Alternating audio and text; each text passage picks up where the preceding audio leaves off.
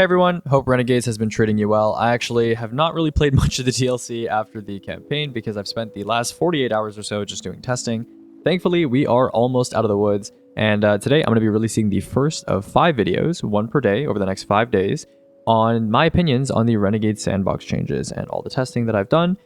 Today we're going to be talking about abilities. I'll give you a little preview of what's going to be on the future days. So yeah, today, boom, split like that. Weapons tomorrow, armor the day after, traits, perks after that, and then special seasonal stuff like volatile mods if you don't have them yet, artifact mods, and my testing on those artifact mods and their scaling into stuff like contests and whether or not they might be disabled for the day one. So, interesting stuff. Yeah, let's get right into it. First though, before we talk about abilities, I want to talk about methodology because a couple things have changed. You might have noticed I have a 4 boss rotation now, little roster I have. Before it was just Templar, obviously, 2 seasons ago. And now we have a little system. Now, I got a lot of questions on stream, which is why I'm talking about this. Why don't you just use Carl for everything? Carl has a health bar, doesn't he now? And I was very excited about that, remember, in my gameplay preview video for Renegades. So why not just use Carl? Well, Carl, for those of you that don't know, has 1.5 million health. That's a lot of health. However, he still has the same 845 pixel health bar that all the other bosses do. So each of his singular pixels in his health bar represent a much greater amount of health than the average boss. And so if you're testing something like a primary, you're going to need to dump a lot of ammo into his face in order to get that health bar to move any significant amount. And your margin of error is going to be a lot higher. And on top of that, the more and more you have damage instances that are like little small numbers that are summed up, let's say your SMG is actually doing 15.7 damage instead of the 16 you see on your screen, the damage meter that shows the total damage that you've done above Carl is going to grow more and more inaccurate the more and more you fire this weapon. And so yeah, Carl not suitable for low damage instance weapons and other damage sources. So Savathun is what we use for that, because Savathun has that approximately 10.5 times multiplier we've talked about in previous videos, called Thread Cutter times 3, which you get from doing some of the mechanics in the ritual mission. Ribbon is for like Glacial Quake type stuff where you really want a big hitbox because stuff like Carl and Frisia are just not big enough to really consistently get all that damage out. Frisia, low damage output abilities, but I've discovered I can probably move a lot of the supers that I test on Frisia to Carl, because Carl, you can just do multiple supers to move the health bar more. And then of course you have stuff like Full Throttle and Slayer, which you can use to further amplify your damage to make the health bar move a bit more. So that's it for methodology. Let's go ahead and get started with abilities. We're going to be talking about 4 things today: grenades, melees, supers, and the 4th section, which is like miscellaneous, gunpowder, widow silk, stuff like that. I'm going to be going over all the changes that Bungie listed in their patch notes, and I'm going to talk about whether I can confirm that those things did go through or not, and what I think these changes might potentially do to the meta. So grenades, probably the least impressive category we're going to talk about today. Suppressor and flashbang grenade detonation increased by 10%. I was able to confirm flashbang was. Suppressor might have been a bad test for me or something, last patch, but 15.5% is what I got. Not that either of these things matter, 10% is nothing, and neither of these grenades were meta to begin with. Void Spike and Lightning, I can confirm that if you directly stick them to a boss, they now tick the boss correctly and don't fall off the boss anymore, so that's nice. Something that's notably missing from here is Grapple Melee. Grapple Melee has not been nerfed, which is kind of surprising. A lot of people were surprised by that. Nothing to talk about there in the grenade section besides these 4 changes. Let's move on to melees. Melees, I think these changes actually flew under the radar a bit. These are quite hefty. I mean, like, proximity explosive, weighted throwing knife, 80% almost increases to damage. Knife trick, since the ignition doesn't scale with melee scorched sources, only up by 33% if you average the 2 knives out.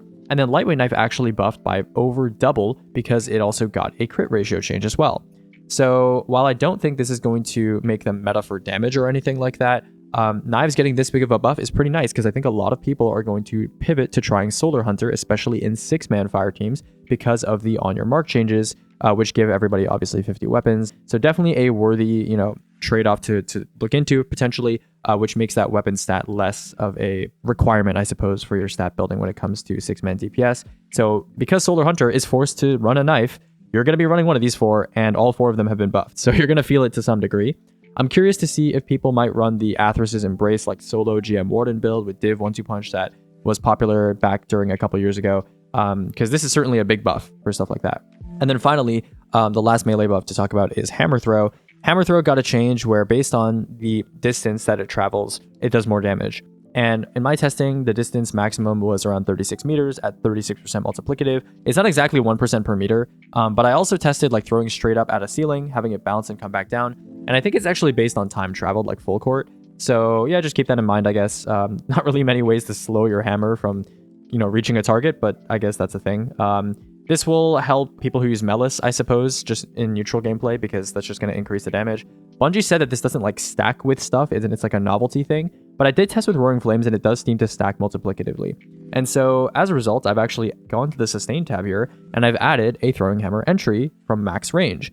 And the reason for this is because a couple years ago, you may remember there was a strat that people called the Hammer Cannon, where you would have one Titan throwing their hammer straight down at their feet and a bunch of other Titans just spamming hammers because they would get their hammer cooldown refreshed by the one Titan throwing a hammer straight down.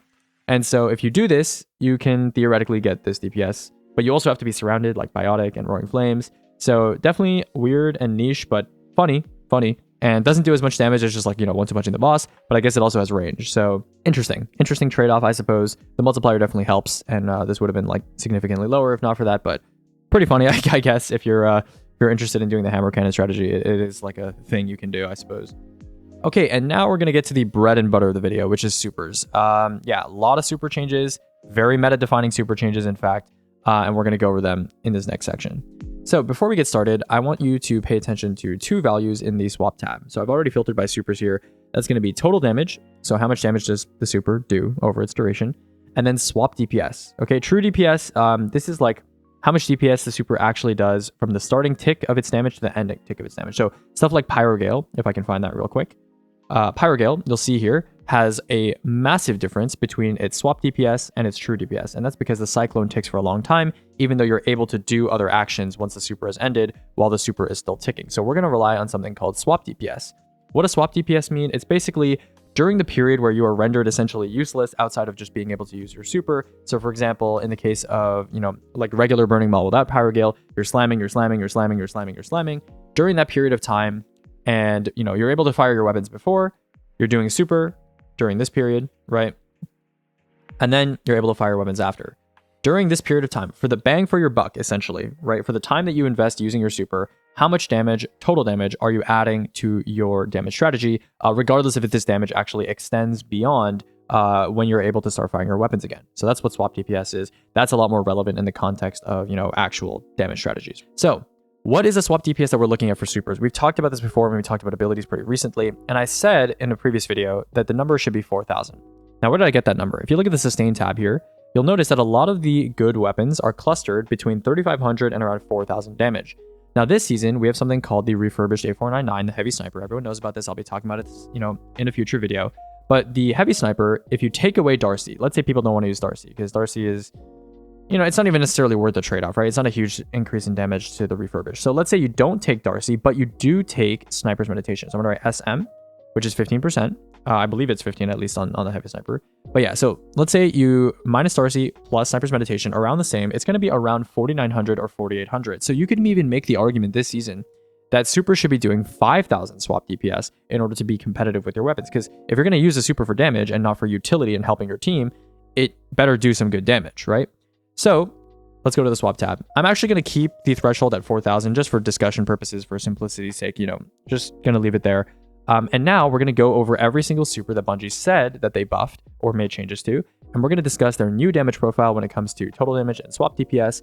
And we're also going to discuss what my opinion is of where this super stands in the meta. So with that out of the way, let's go ahead and start with Daybreak. Daybreak does 43k total and it does 4,400 DPS. 4,400 is not bad. 43k is a little underwhelming for a roaming super. Now, there are kind of two classes of supers in Destiny, right? You have burst supers for damage like Needlestorm, Thundercrash, and then you have roaming supers, kind of like Chaos Reach is kind of like one, I suppose.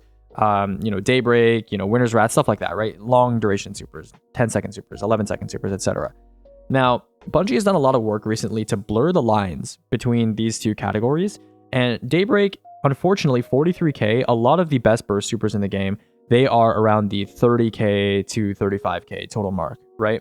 And so 43k is uncomfortably close to that value, especially given that the swap DPS is fairly low. On top of the fact that you have to play Solar Warlock on a non-well super, right? And you have to run Dawn Chorus and stuff like that, which in the context of not swap is not the best, right?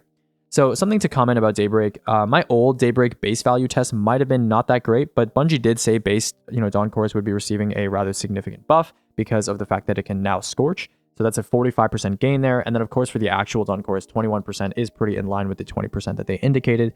So yeah, you You're going to see here, there's other Warlock supers, other Warlock roaming supers that I'm going to favor much more heavily over Dawn Chorus if you want to use a roam super for damage. And so I'm just going to leave this number with you. It's certainly better than it was last season, but a lot of supers, I think Bungie has moved, like roaming supers, from like D tier to like B tier. So you're still probably not using them for endgame content because of the A and S tier stuff, obviously. But they've done a good job of like, kind of boosting the lowest tier supers to being decent. Lots of examples that we're going to talk about in the future in this video as we go down the list here. Okay, one more thing I wanted to talk about for Daybreak is this grounded kind of keyword that I've put here for like a descriptor. So Daybreak used to have this thing where like, let's say you have a boss, right? And this is the floor and the boss is like here, right? The boss is a big square, right? And let's say you're aiming your Daybreak. And if you aim the blades like here, right? You aim the Daybreak swords like here, it'll like splash and create this like solar wave on the ground, which will do more damage. Now, last season, you kind of had to aim kind of near the floor for this to work. And it didn't really work on airborne targets. This season, I noticed that even if I hit Riven like square, like straight forward, it still hit max damage. I'm not sure if this works on airborne bosses, but I'm not sure if it's also placebo, and I was just testing incorrectly last season. But this is just something you should be aware of when you use Daybreak. In the past, you lose damage if you hit like the top of a boss because that wave effect doesn't happen. I don't know if that's the case right now. And I didn't really test because I don't think Daybreak is relevant, but that's just something you should be aware of.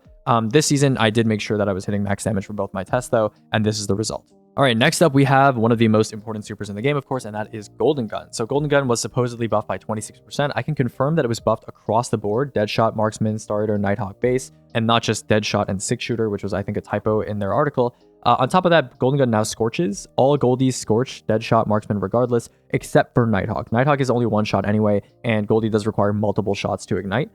Interesting thing about Goldie is that yes, the ignition does scale with like Star Eater and stuff like that. So the Star Eater ignition that you get from hitting 3 shots will in fact be higher than if you were to just not have Star Eater buff at all.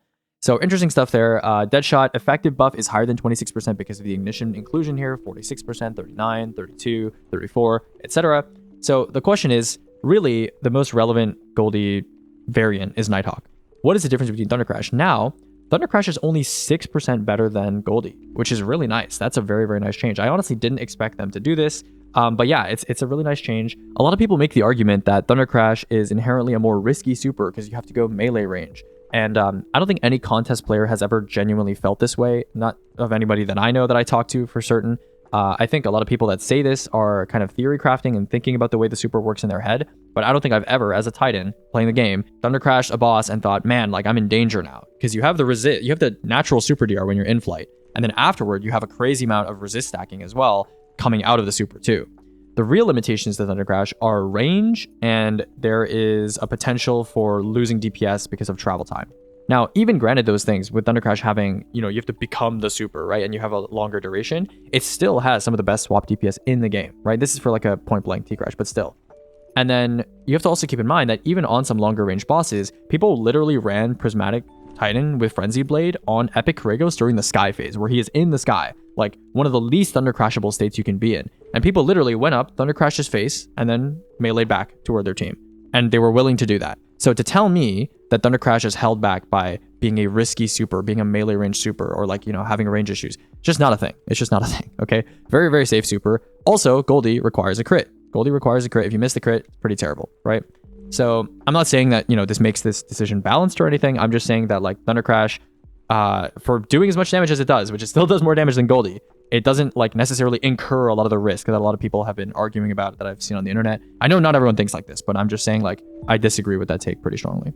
Okay, well, Radiant now counts, but yeah, Goldie, highest swap DPS in the game, pre-popped, pretty good even without pre-popping. You'll see a lot of the swap DPS values of supers are now very close to each other.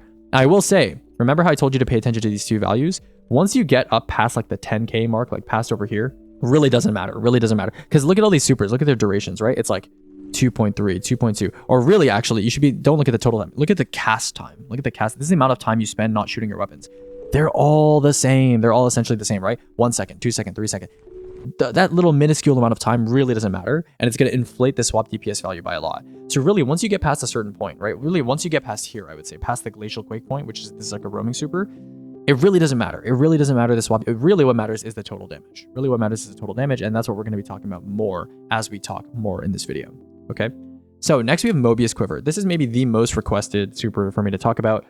let's get into it. So there's 2 changes that were made to Moebius Quiver besides its duration, which was also increased. Let's start with the base shot damage. So I retested the shot damage of Moebius Quiver just in case, under 5%. This is probably just like a testing methodology difference, so just ignore this part. There are 2 major changes though to Moebius Quiver that we need to talk about. So the first thing is Moebius Quiver, after you first cast your volley, it has a meter on the left side of your screen. And the way you fill up this meter is by doing bow damage. So you could do Leviathan's Breath, you could do like a primary bow. Crossbow is the fastest at filling this, like literally 2 crossbow shots and the thing is full. So what does this do to the super damage of Moebius Quiver as a whole, right? So let's say you have base Moebius Quiver, which is 2 volleys. You shoot 1 volley, you fill up the meter, you shoot your second volley. How much does the super damage increase overall? 70%. On Orpheus, the total damage increase is 81.5%, and on Starter Scales, it's 67%. What does that do to total damage? Good question. So to total damage, you get 26k total, 25k total. This doesn't assume that you already have Tractor applied. This assumes that the debuff is coming from the Moebius Quiver. So not bad.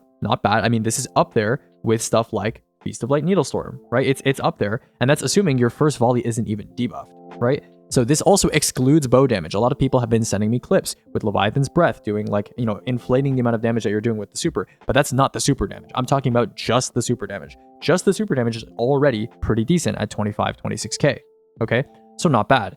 And then we have the DPS value, 6.3k, not bad, right? Again, like I mentioned, 6.3k for a burst super, I mean, that's getting to the territory where it's not that good, but this includes being able, you can shoot in between, right? Obviously that's going to lower your DPS, but the bow damage is crazy, which is what we're going to talk about next. Starter, 10k DPS, pretty respectable. That's like up there with some of the other burst supers. So pretty good. This makes Moebius Quiver certainly more relevant. Now the debuff of Moebius Quiver, which I did test compared to Deadfall, is not 35%, it's still 30, and it is still very short, very, very, very short. So this is still going to be used mostly as like a burst super in conjunction with a crossbow. So crossbow damage. So what do you mean crossbow? Why would you use a bow besides to charge it, right? Like what's the big deal here? Now, not only does Moebius Quiver increase the damage of the tethers, your follow-up volleys after you do that bow and you fill up the meter, but having a full meter also increases bow damage by 2.5 times. That is a lot. Remember last season where we talked about how, I'm actually surprised that like SLS Submersion is doing pretty good, right? It's like up there with rockets and stuff like that. Like it's pretty decent. 2.5 times on a legendary heavy? That's pretty crazy. So I'm going to do more experimentation with this when I actually do like rotation stuff, because in the future, yes, I'm going to be doing like rotation stuff, and we're going to be making like a little rotation ranking before the dungeon. I promise you I will get it done. I am pretty efficient at testing now. Last season, I literally got done like all of the rotations that I wanted to test on top of editing the video in like 2 days. So this season, I should theoretically be able to do the same thing.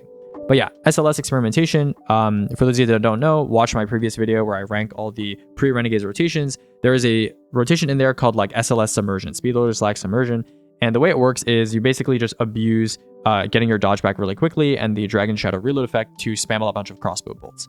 And you can do this with Moebius Quiver, and you are essentially shooting out like 10k damage bolts, like constantly. It's pretty crazy. So a lot of people have been using Leviathan's Breath because, it's a heavy bow, and people are like, oh yeah, it's a heavy bow, it's automatically going to be good with this. Leviathan's Breath, Archer's tempo gets interrupted when you do a Moebius Quiver like draw, right? When you shoot out a volley. So its draw time is horrible. And people are like, oh my god, it like fills up in like 2 or 3 shots. The crossbow doesn't have any draw time, and it also fills in 2 shots. So the crossbow is just better. It's also legendary. It also has more total damage. It also has infinite total damage because you can pick up the bolts. So don't use Levy. Just use a crossbow. It's so obvious. Just use a crossbow. It is so much better. Okay. So yeah, we're gonna do more info digging when it comes to Moebius Quiver. I know a lot of people have said that this damage strategy suffers the longer a phase goes on, because obviously once your Moebius Quiver is gone, your high damage super is gone. A lot of people don't know how to do excellent damage with a crossbow outside of this super. So certainly in the future, we will be doing more testing and trying to figure out maybe a more sustained damage rotation that can be done with Moebius Quiver. But for now, interesting stuff for sure. And I hope you guys have had some fun with this, but hopefully these numbers are enough to satiate your appetite for knowledge for now until I make more rotations and stuff. Okay, next up we have Silence and Squall, 63% buff. Remember, 63% is to the tick damage of the Squall, like the Storm, as well as the impact damage. It does not buff shatter damage because shatter damage is a flat number now. And so if you go ahead and look at these numbers, yeah, it didn't get buffed by actually 63% because of what I just said. So 37, 42, 35, 40%. If we look at the total damage here, right, let's go ahead and look at some of these Squall entries. with 200 super and everything combined, you're seeing stuff like 23k, 20k, even with Feast of Light 17k, 14k. These numbers would have been maybe acceptable 2 patches ago, maybe like, 2 DLCs ago. But with how many supers are getting buffed in terms of just roaming supers, neutral supers, swap supers, this total damage value is really not going to cut it that much anymore, like 20, 25k, especially when you consider that it needs Feast of Light. This one needs you to be on true stasis. Not that great, right? Swap DPS, pretty decent, 11k, 9.5k, etc., etc. But there's so many other supers that you'd rather take.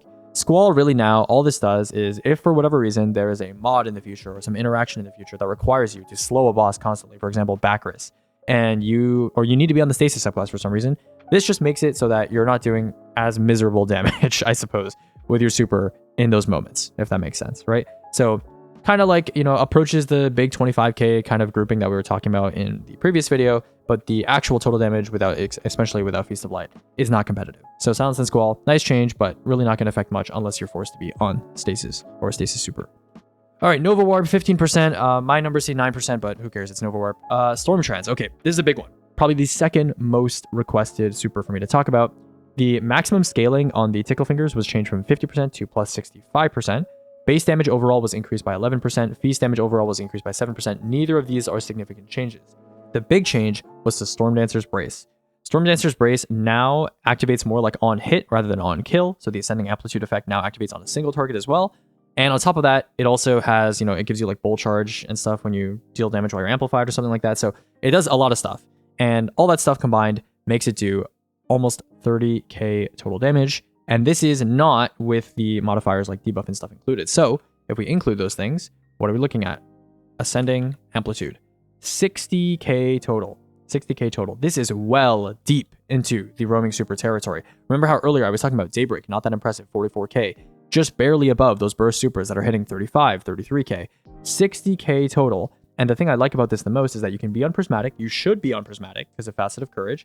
And the super doesn't really have any special requirements. There's no Feast of Light. There's no like you need to do 10 jumping jacks and like do a backflip before you do your super. You literally just use the super. It's like Curious. You just use the super, right? 60k total, very impressive. And 4400 DPS, just like Daybreak. They're right next to each other, except look at that total damage difference. So this is a place where I would actually argue, in some cases, that I think Stormtrance actually is like the best roaming super balance-wise in the game right now. It does excellent total damage, enough to differentiate it from the supers that do burst damage that are in the 30, 35k, 40k range. And it doesn't have a lot of special requirements, which makes it compete well against those supers. And the DPS, while it's not insane, is kind of at the right territory. It's in the right neighborhood, right? It's in the right neighborhood. So yeah, I think Stormtrance, I'm not going to say it's like day one meta or anything like that. You're certainly welcome to try taking it. And it's certainly very easy to use. But, with not swap being a thing, you have to be on, Stormdancer's Brace during neutral mechanic. Yeah, maybe not the greatest idea, right? And on top of that, you're also foregoing being on well and supporting your teammates, etc., etc. So it's certainly like an option that exists. And, it is the best non-shield crush roaming super I think we've ever had in terms of balance and like usability. Last season when people were using like Shield Crush, Star Raider, Silk Strike, people were willing to get stacks for that and even, refresh, Silk Strike during damage and even not have full stacks and still use it. And so if you're willing to do that, you should probably be willing to do this. I mean, it's also a pretty easy super to use and doesn't rely on like Bug Shield Crush to produce its numbers. So, again, 4.4k, like I mentioned, not going to be competing with the top weapon options this season, not going to be competing with some of the stuff up here, but it is an option. If you wanted to take a roaming super, I mean, you can see here that just given its company, it is a clear outlier. It has much more total damage than Daybreak, right? You see it has no Feast of Light requirement, no Feast of Light requirement. It's not like Glacial Quake where you need like a large boss model to like really make full use of the super, no Feast of Light requirement, etc., etc. So there's a lot of stuff around it that's special and has requirements. For being a roaming super that hits 60k total, this is a very, like, it's basically doesn't have any requirements, right? So pretty good stuff there. Let's talk about Winter's Wrath. Winter's Wrath actually got a massive buff, right? A massive, massive buff.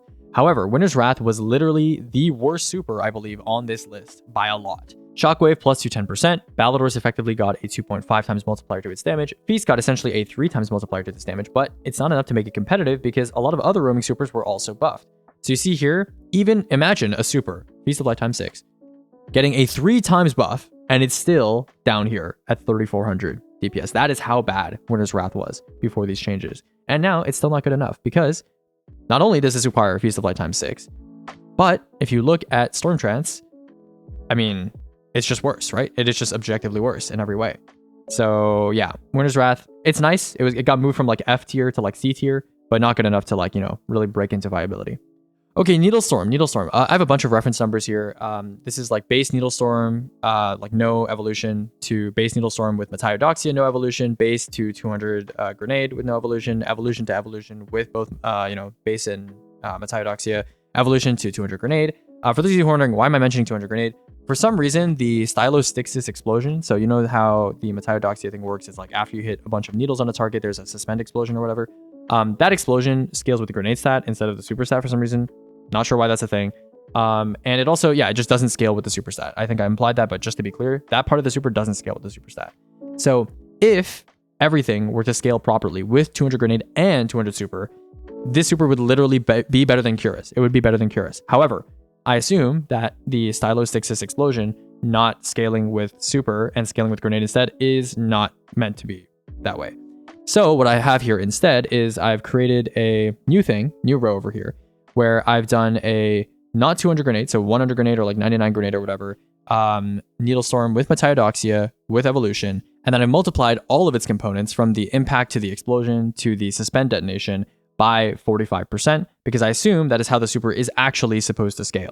And if it actually scales that way, then now with Stylostyxis, with Mataiodoxia, Needlestorm now does the same amount of damage as a Feast of Light Nova with Courage if you're on Strand.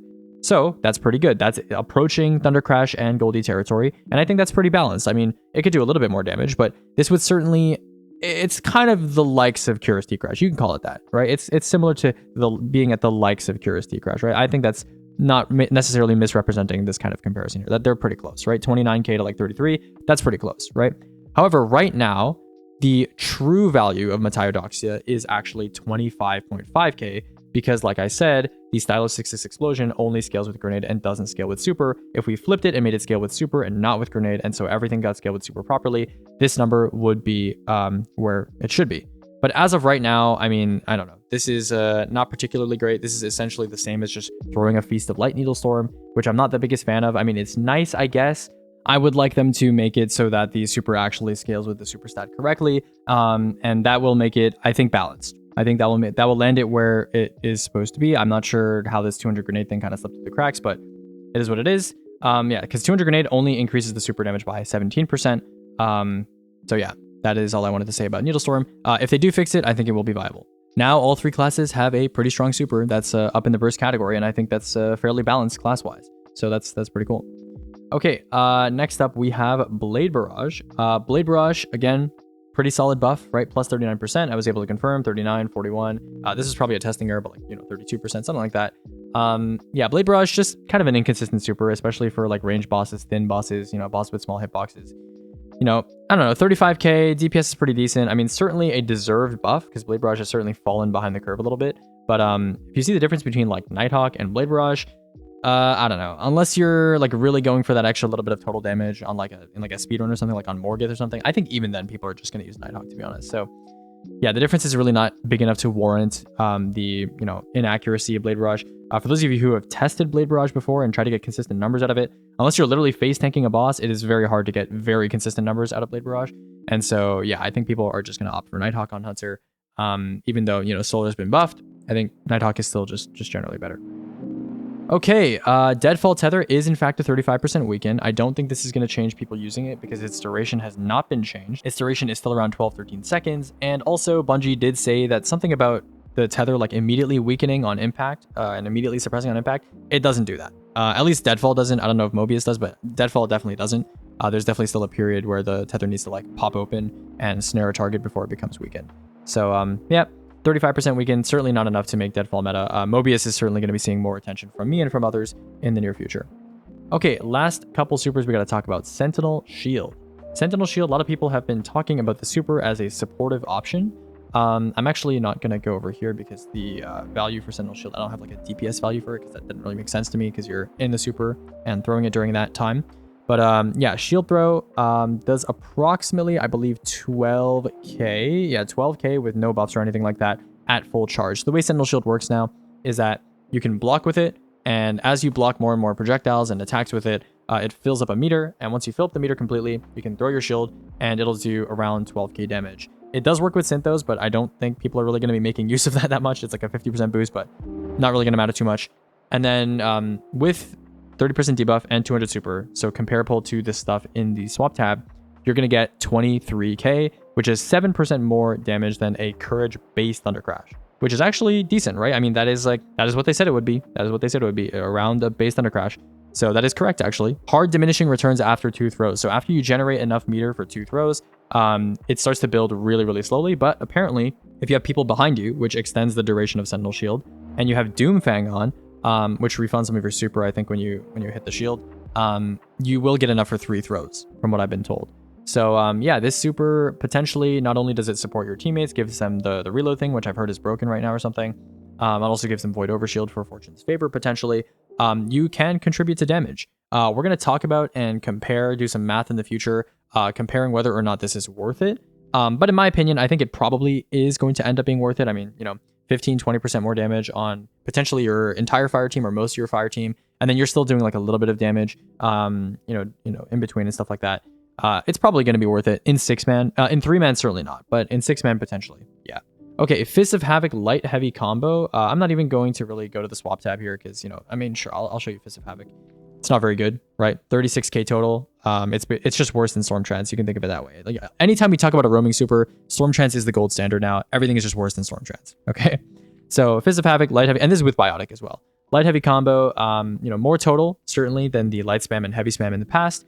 29% more total than heavy spam with Biotic included. For some reason, when you add Synthos, the total difference like closes between the heavy spam and the light heavy combo thing. But again, like I said, similar profile to Geomag Chaos Reach, which in and of itself is also not very good, but requires Syntho. So just kind of a nice change, I suppose, but it's like moving something from like E to like C tier. Okay. Glacial Quake, Howl of the Storm. Now you can only do 5 attacks instead of 9 because of the terrain changes. So Biotic comparison, that went down 57% in terms of total damage. Now, this was a wipe screen thing. Health bar wise, it went down a lot less than that. So if we go to Glacial Quake right now, and we actually go to Howl of the Storm, sorry, you'll take a look here. Yeah, it's still 77k total, which is pretty decent, right? Pretty strong. I think most people are not going to be using Howl in cases where you have Synthos available to you, because a lot of the time when people use Glacial for damage in rotations that I've seen, it's usually just without Biotic, and it's usually with like just off the rip just by itself. And in that case, you do 50k total. And that's really like, that really pushes Glacial into a territory where, I hope this makes sense, you're not choosing to use the super because of the damage that it brings. You're playing the kit and the super happens to come with it, and you can do damage with the super. I hope that makes sense, right? So yeah, the total damage is a lot lower now. And yeah, there's still a lot of chunking with the super. As I've tested, you can see it in the abilities tab here. If we go to Glacial Quake, let me type Howl of the Storm. Yeah, we go to Howl of the Storm here. You'll see that there is a lot of chunking. Like in the Synthos entry, there was like 52% chunking. In the normal entry, there was 22% chunking. So I use the post chunk values, like the actual health bar values for the swap tab, because I thought it was only fair. Because, this reduction 57% doesn't really make sense for a 5 attacks down from 9. So yeah, I kind of fixed that. But yeah, 50k without Biotic, still usable, but trade-off is very heavy compared to modern burst supers, because you have to keep in mind, if you're thinking about using Glacial Quake, right, this is on a perfect boss, essentially, where all of your crystals hit. You could get like the 3rd Shatter type, which does more damage, and it would probably even out, given that you're not hitting all your crystals. But yeah, 50k total for having to use Glacial Quake on Stasis Titan, rather than having a 35-ish k T-Crash is like questionable, right? It's questionable. So that's it for supers. Meta-wise, like summary-wise, basically, if they fix Mataiodoxia and Needlestorm, it'll be relevant for damage potentially. Goldie is still great. I mean, I think it's a hunter meta for the most part this season. I mean, you have Fortune's Favor, you have Crazy OP Lucky Pants, you have Celestial Nighthawk. I literally talked about all of this in my preview videos. I didn't do any like crazy, insane formalized testing, but now that I have, my conclusion is basically the same, right? It's kind of a hunter season right now. And yeah, I mean, that's pretty much it. I mean, T-Crash didn't really get any changes. You have a bunch of supers clustered at the top now. I think overall, like sea change wise, you have a bunch of roaming supers that have been pushed up to like this level when they were here. And then Stormtrance is like right here. And then you have a bunch of like really, really good burst supers that have also been pushed up to match the level of T-Crash. Like T-Crash was here. You have a bunch of, burst supers that have been pushed up to T-Crash as well. And then you have like just a murky gray area over here with like Glacial Quake and stuff. So that's kind of the meta right now. Yeah, not much to talk about. I don't know. The meta hasn't changed too much, but really like the main damage subclass or the main damage class people are going to be taking in the near future, unless things change, is going to be Hunter instead of Titan. So that's the deal. I mean, you can still take Titan. I mean, the super is still good, and it's still like a weapon-based season for the most part. But yeah, hunters are very strong. On top of grapple melee, don't forget that too. All right, let's talk about other abilities, and then we're going to end the video, and I'll stop yapping in your ear. So, Child of the Old Gods, because of the change that was listed in the patch notes, I decided to test it and see if the damage is any good. And the damage is under 100 DPS at sub 100 grenade for both. So, at most 165 DPS. So that is terrible. That is terrible. Nowhere near the other buddies, even Arc Soul, like, not even close. So, I didn't even put it in the sustain tab because I don't even think it's worth putting in there. But if you want to see the actual values for it, like how much damage each like turret instance does, I guess, you can go to the abilities tab, Control F, Child, and here you go, right? So Child of the Old Gods without Briarbinds, 550 damage, including the weekend. With Briarbinds, it's close to 1,000, including the weekend. So very little damage. Gunpowder Gamble, I can confirm, it does do plus 50% damage mid-air, and the sub-munitions actually do a fair amount of damage. They do an extra 24% damage, as you can see here. It went from 1,016 damage to 1,769. I think I hit 3 sub-munitions here, which is not all of them, but, you know, you could theoretically hit that on a boss. And certainly this is going to make it a lot better for Actor. I think a lot of people are going to be loving using Gunpowder with the buff knives on Solar Hunter next season, and on Prismatic Hunter as well. So, yeah, pretty solid stuff. I mean, Gunpowder already did a lot of damage, low-key. Widow's Silk, I'll show a clip on screen, now allows for any Prismatic or Strand, apparently subclass, to grapple melee with a slight delay. If you're on Strand Hunter with the aspect on, you can grapple and it'll make a grapple point in the air. And when you make a grapple point in the air, your teammates can look at it and their screen will flash a little bit after their crosshairs directly on it for a little bit, and that will allow your teammates to temporarily replace their grenade, I should say, with a grapple. And they can grapple, and if they're, I believe on Prismatic or Strand, they can grapple melee, but it's with a slight delay. So this got me thinking, are there any subclasses with better melee stack potential than what we have right now at the peak of the mountain, which is of course Prismatic Hunter and Combination Blow? And I racked my brain. I was like, Roaring Flames, okay, apparently it doesn't work with Solar, blah, blah, blah. I was looking. Winter's Guile, Warlock doesn't really have like a good unpowered melee bonus. No, the answer is no. Prismatic Hunter is just the most stacked configuration that there could be for grapple melee, and it's the one that people use for grapple melee already. So I don't think Widow's Silk is really going to do much.